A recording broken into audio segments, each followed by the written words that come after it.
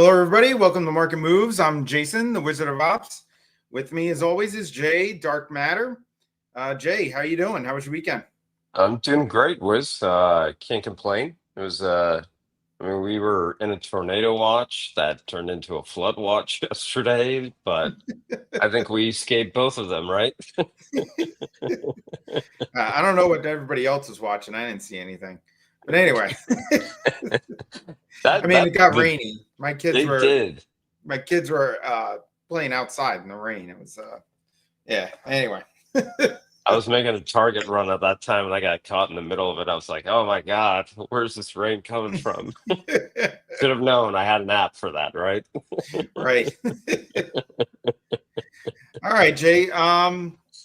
Let's see what you got for your plan. Yeah, let me kind of just jump around here just a little bit to set the tone here. So this week, obviously, right now we have U.S. China trade talks in London. So there isn't, a data catalyst per se today, except for we do have a 3-year bond auction. Again, it's just the 3-year. Bond auctions are attracting a lot of attention these days, so it's just worth hey, there's a bond auction today still, but. Today's trade talks, let's see what it comes. I just saw an announcement I think I shared in our Discord, but the trade talks started about 22 minutes ago in London.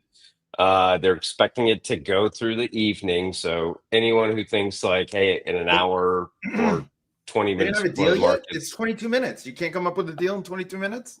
I mean, the art of the deal is obviously not working. So no deal yet. The market is not moving.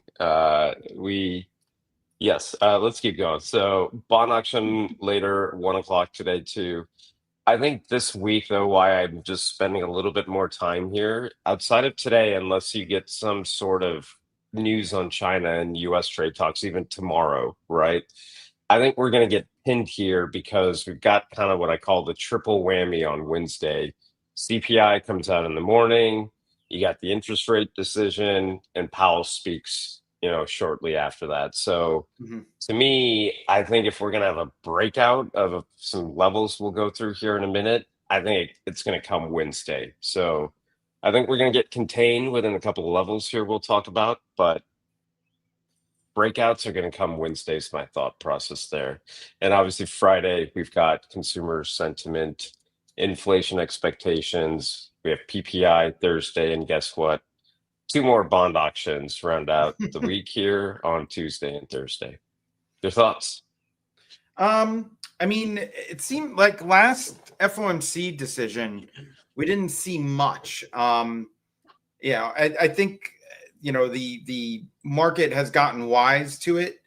Um, you know, the market's gotten wise to the fact that fiscal issues are more the issue now, like trade talks and stuff like that. And so I think the FOMC interest rate decision might not have as much of an impact, but there's definitely eventful for it. So we'll see. There is. Let's see what today comes of us. Let's jump. I mean, I think the bond auctions are just clearly Yeah. intraday, especially if you're an intraday trader, you have to be paying attention to any of these. They are making some intraday moves, right? When things look bullish, you get a bond auction, it's like sell, right? And we're Yeah. not talking about a deep 100-point sell here, but 25, 50 points if you're an intraday trader, definitely be on the watch for these. They're coming, and things of that nature. So Mhm. yes, agreed with you. I think, let's see what comes out of London there. But where I'm kind of going with that, just from the data standpoint, I thought based on the calendar, looking at some of the gammas, and we'll jump into some of the fallen data here. I thought early in the week we would pin somewhere between, let's say, 60-25, 60-35. There's, a large set of gamma that exists up there, some Vanna as well. And I thought, support wise, 59.75 is important, but I think you could even extend that maybe if there's an overshoot to 59.50 there, potentially. But I thought we'd be contained at least until some of that volatility either went left or right or up or down, obviously, right? So that was my initial view of how I was looking at this week. When we Yeah. jump So into, hold on, really quick. yeah. FOMC is next week, not this week. Oh, it's next week. Yeah. Ew, sorry. That was this week. You No, next sure? week. Yes, I just checked there. Somebody sent a message. Here it is, JT sent a Oh, message. sorry. FOMC is until Okay. 6/18. And then I looked it up on the It's next week. Yeah, Fed my bad. website. My bad. All right. I JT. haven't had my cup of Joe still yet, so you can obviously see here. So ignore It's the still, I FOMC. mean, FOMC to me means less than it used to, but there's Agreed. definitely Well, event vol for it. I mean, I'm looking well, even at the end of the month.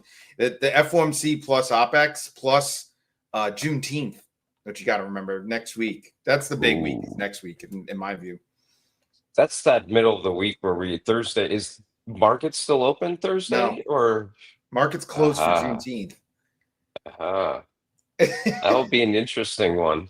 Yeah. I'll have to go look at last year when this happened. We had an FOMC around Juneteenth as well, right? I don't remember, honestly. I'll have to go take a look at that now. Good Yeah. call. Anyway, CPI is this week. We do have Yeah. CPI, PPI, bond That auctions. 30-year bond auction, that one's going to be a big one. So is the 10-year one at 1 o'clock. By the way, Albert asked what time is the bond auction. I think they're always at 1, aren't they? Yeah. They're Yep. always at Yep. 1. Yep. So, 1 o'clock Eastern. mhm. So definitely take a look at that. Excuse me on the FOMC. Missed that by a week. That's how excited I am about interest rates, as you can tell here.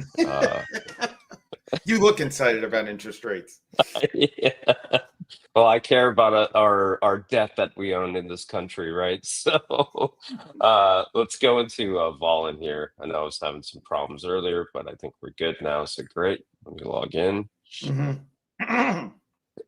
All right. I mean, if I clearly look just at all expirations, if you don't mind here, right now Mhm. and overnight, we've been kind of teasing with this level. 6,000 to me was kind of like a magnet, both from a gamma and a Vanna standpoint. I know it's negative here, but you'll see as we kind of drop into some smaller time frames. It just felt like last night I kind of went with 59.75 as a good bounce, but overnight they took it to 85 and then bounced it from there. So we are trading just a little bit north of 6,000 right now, to be exact, at about 60.10 is where we're at from an XPX standpoint.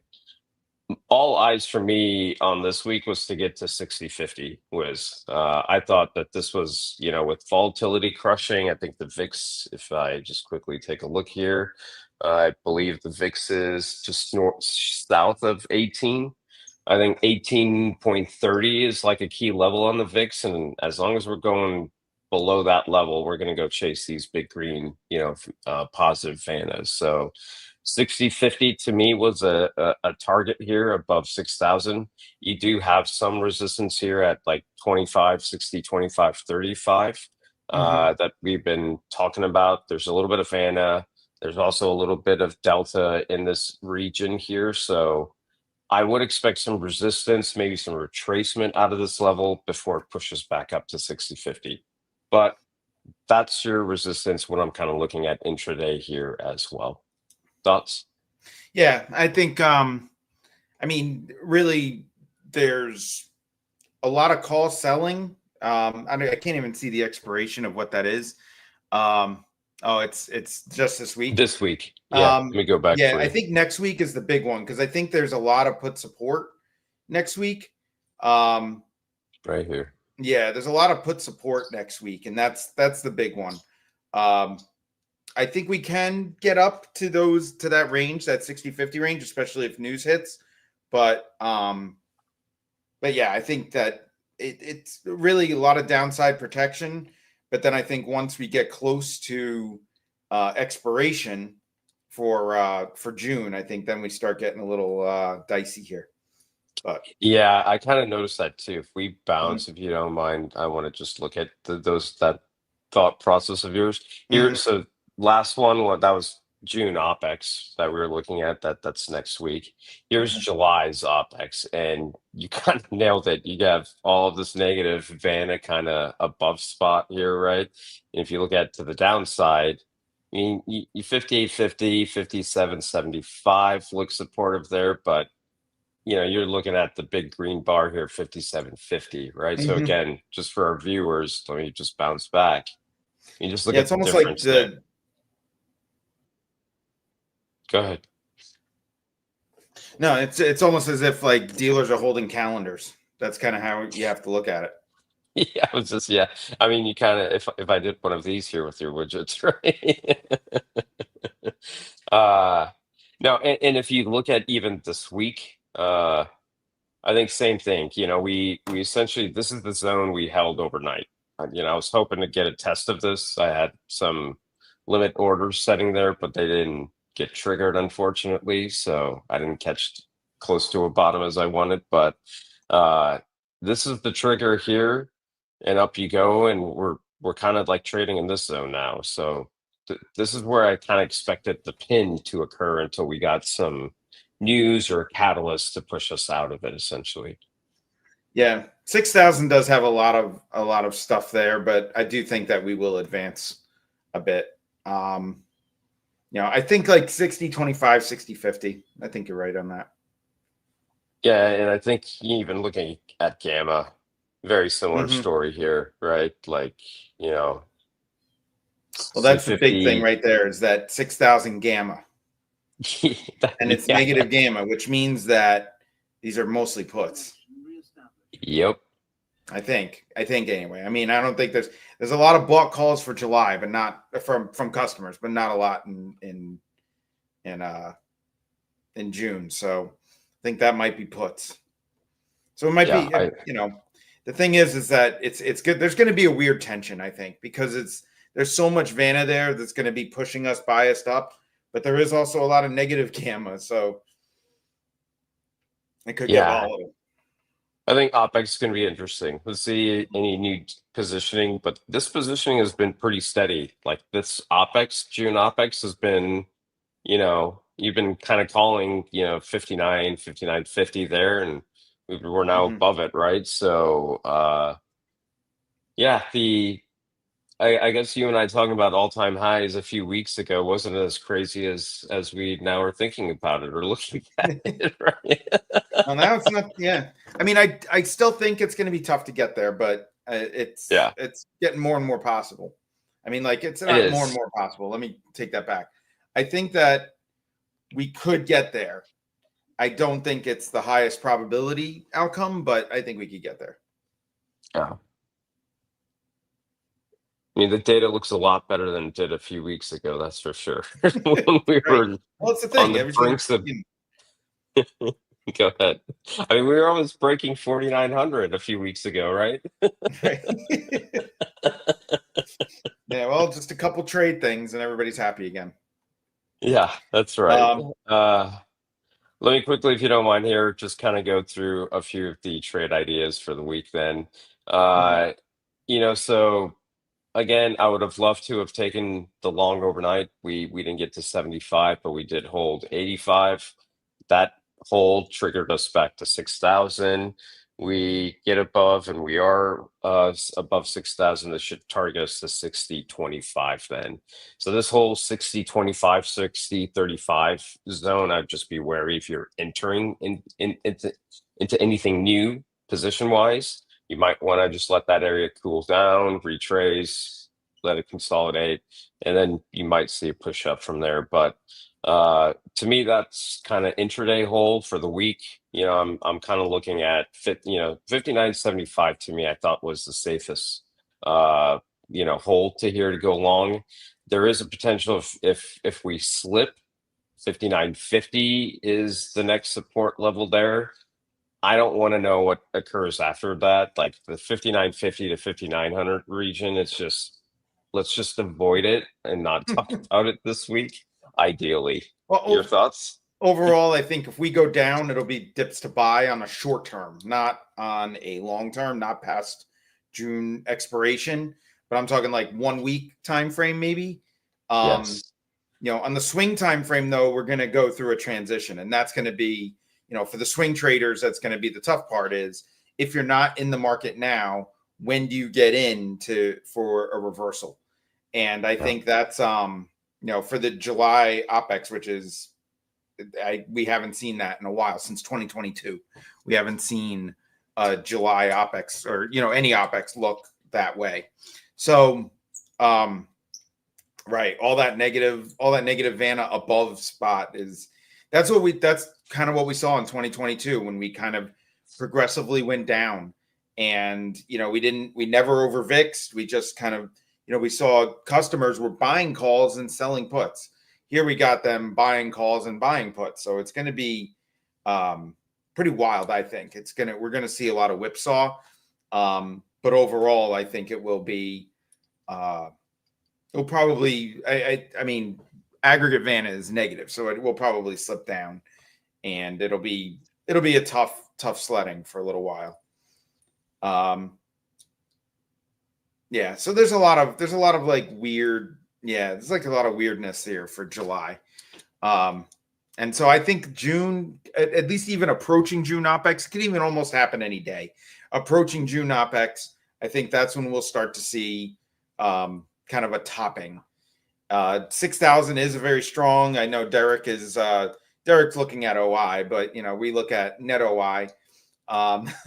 We look at our categorization, not this Jack stuff. But he is right, though, that 6,000 will be a tough strike to pass, but it's not as tough as you would think. And I think that we can hit 60-25, maybe even 60-50 over this week, maybe next, probably next week. We'll start to see I think the key here is, while gamma looks really tough, I think it also comes down to like our volatility, as you said, was take away my thoughts of the FOMC and being a week earlier. That really changed things in my head, right? But I think without some of that volatility from that event, I don't see CPI being a concern unless there's a surprise there on Wednesday. PPI as well.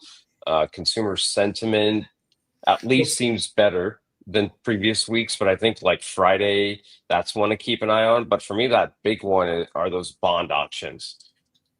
Bond auctions are big, but I wouldn't underrate CPI and PPI, because this will be probably one of the first months that tariffs will show up in inflation data. So this is like the first time, this month.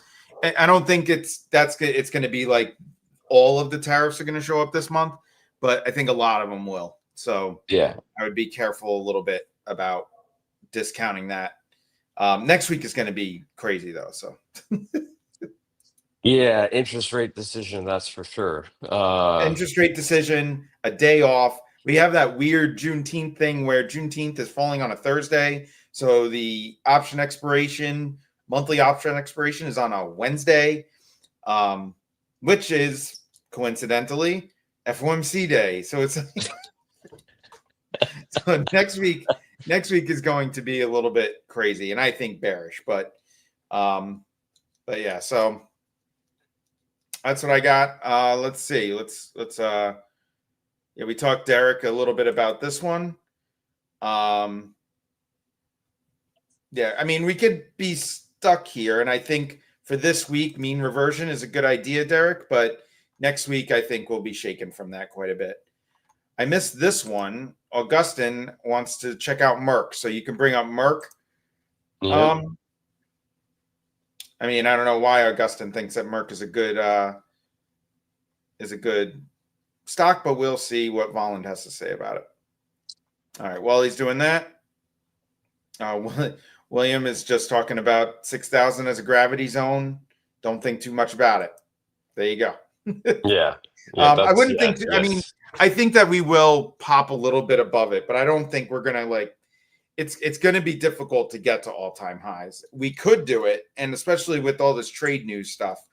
The U.S. and China are usually very cordial in their meetings, and then they accuse each other of not fulfilling their meeting stuff later on. So they're cordial in meetings. They're terrible when they're separate. So All right, here's MRK for you. All right. So this is all expiration Vanna. Is there like earnings or anything? Let me see. So it looks like so there's that big negative. This is Vanna, this big negative Vanna thing right there. Is that I guess somebody's buying calls in Merck. I wonder Yeah, if there's July some kind of 29th is earnings, so yeah, nothing I wonder if there's immediate. some kind of like a catalyst or something that somebody's buying a lot of calls in Merck right there, right at the money. But there are a lot of sold calls in Merck, and there's not a lot of support though. People aren't buying puts, so It had a looks like the phase bottom three could fall out. trial. But what? It had a phase three trial that for one of its oral drugs that was positive. What that happened today? Yep. Ah, Yep. all right. That's why it's I mean, it's been moving, no doubt. I mean, Mhm. it's been moving for the past 4 days. So someone knew something, right? Yeah, Kind of usually, situation. So or it's their somebody. Yeah. cholesterol drug. Oh, so that's why it's a good one. Yep. There you go, Augustine. So, I mean, all right. So then, knowing that, let's look at these two big green bars right above price. I mean, honestly, like, so it's moving now. We won't know anything until after Yeah, I open mean, anyway. like right now it's at $80.44. So we are within, call it these Oh, levels right here. well, I think it could get up maybe even to that little bigger ish bar because if you pass this big sold call or bought call thing, that becomes positive Vanna. You can get up to that bar up there. And yeah, this Um, will flip become supportive, right? And if we look at yeah, even the weekly here, I mean, you get past 80, it's sayonara. When do I see 84, 85, right? yeah. So it's probably Augustine. You probably get up to 84, 85 before you flatten out a little bit. So yeah, that's a good one. Go ahead, buy it up, Augustine. You get the Volland salute. That's a good one. Yeah. William, let's come back. He says, "Can we check Tesla? Since regime shift, ladder widened. Curious what it looks like." So, if we're being honest, Tesla is there's a lot of options traded on Tesla. They go in and out daily, very frequently. Tesla is not as correlated to options traffic, which means, I mean, it could mean one or the other. Number one, it's I don't trade it on Volland data just because it unless Vanna goes extreme high or extreme low, I wouldn't I don't trade it on Volland data. But the real thing is it's not even just like a fundamental thing. I don't even know. It's like sentiment fluctuates in Tesla more than anything. I can't even. It's very difficult. But I mean, let's look at Tesla anyway just to see what it's got. But yeah, so a ton of sold calls. But I think again, kind of like UNH, a lot of those sold calls are bag holders. Yeah, and I also think you're kind of where are we at here in pre-market? Let me just kind of get my bearings with it. So you're at about 289 in pre-market, Uh-huh. and 290s rejected three. I mean, I think like again, if you look at it, here's your field goal post for Yeah, just a minute, right? yeah, So if you are going to take in a safer trade, it would be somewhere, a hold of 270, a breakout of 300 here, right? And if you even then yeah. look on the weeklies, you can then filter down here where you might get some level of interest at about 280. Well, looking at the weekly, just based on Volland, you can look. We could bounce in a gamma kind of direction, just a little bit at least. But yeah, I don't Well, know. I think where But we're ultimate, oh, I mean, if you can get this volatility crush on this stock again, which is a hard one with this one, that's right. the tough one with this. Like the data is there, but it all comes down to the volatility here. And if you don't crush Mhm. this, you're never going to get to this 320, right? So like that, you have to just hedge with this if you're going to trade it. Just if you want to be safe, you Yeah, hedge yeah, it. Otherwise, you take the risk. yeah. I mean, and the funny thing is like Tesla last week, Elon and Trump get into a fight and it drops 14% or 70, as far as 17%.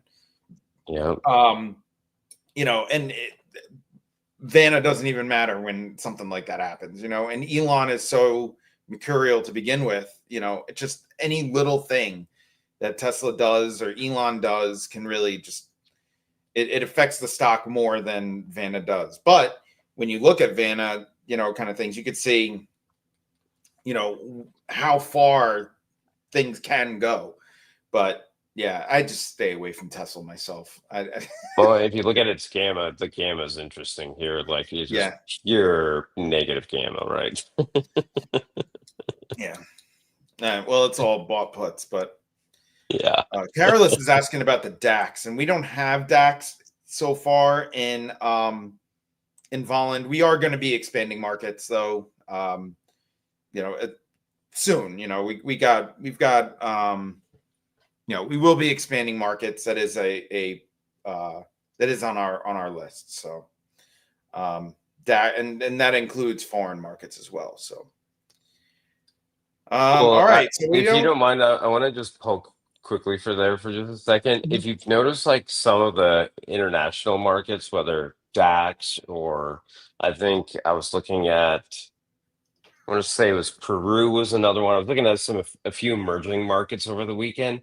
What was quite interesting on a lot of those is they've all hit or exceeded their all-time highs Really? on a lot of these. Yeah, you look at DAX, that's another one that has hit its all-time high. So I just find it interesting that a lot of these international markets, right, are hitting or exceeding their all-time highs, and we here in America have not. So not trying to say that's a trade data point there, but I'm hinting at something. I think it's coming.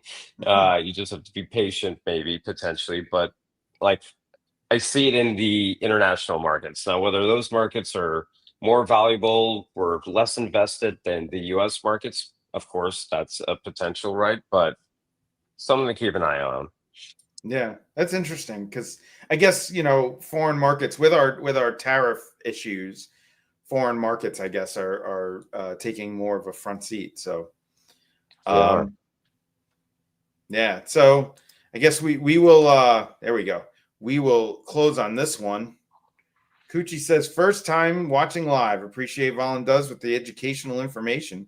Totally changed my direction and purpose. Welcome to the gang, Coochie. Welcome to the gang. Speaking of education, though, just want to remind everybody, a couple weeks ago, we opened the Volland Academy. Go to www.vol.land/academy. And there's like 30 something videos. Jay is on one of them. Um, I am so on one of them. Yes. yeah, so we have a lot of videos on how to read Volland data, stuff about Greeks in particular, and then how to apply it. We have a lot of application videos as well. I give a couple basic trade plans that I usually do, and so I mean, there's a lot that's on there. There's a lot of in the Volland community. There's a lot of successful traders. It does take work to learn, but once you learn it, it's like kind of like Jay will tell you, once you see it, you can't unsee it. Like and then you end up finding yourself like needing it more than anything you do. So, and it's also a Yeah. lot less, vibe trading when you have Volland too. So, which is definitely Well, also I'm so glad you said the vibe trading, right? Like the trying to operate. I know the word came out earlier, so I'm just going to use it. I haven't used it in a while. Gexy, right? Like no one knows what the heck the customer is trying to do. Are they hedging? Do they know something? Why are they taking something? But at least you know the dealer. The dealer has to do something specific. They can't just yeah, theorize, and it's just a matter of when and being patient with a, and I like to spell patient, Pay. Just for all of our fans in the Discord, you have to be patient, right? And you will get paid then during that patience. So It's definitely, Jay's dad joke. that's right. That is definitely my dad joke. But it's a good one, you know. As Lord says, every time he sits there trading, he thinks of patience, patience, patience in his head. So Who said it that? worked. Lord Helmet. So Oh. I'm gonna hold him to his quote. But no, I just want to applaud you. Like, don't hold me. Like, obviously, I know a lot of this, so this is why I've Yeah. not begun my LMS of Volland. But for all of you, like this content, like you go to a lot of other sites, they just give you the data and it's like figure it out, right? I think one thing, Wiz, between your YouTube videos as well, the Volland kind of academy as a user here, hop in, go through it. And the big thing is in the Discord, ask questions. Everyone's Mhm. amazing in there, whether Wiz, myself, Lord, Apollo, Yeah. DK, Ingram. There's so many amazing people in there, and I didn't, give everyone their kudos as they deserve. But you got a great platform here, great Discord, and you can't go wrong with dealer data. Mhm. I'll leave it at that. Well, our dealer data. It's not all Yes, made the same. yes, It's yes, not all made yes. the Thank same. you. Yeah. We have a Volland lot of dealer very data. successful traders in Volland. I mean, to the point where we opened up our own fund, and it's doing quite well on it. So I think that's yeah. So join the community, learn about what we do there, and yeah. And I guess for Jay, may Volland help you in your future trading ventures.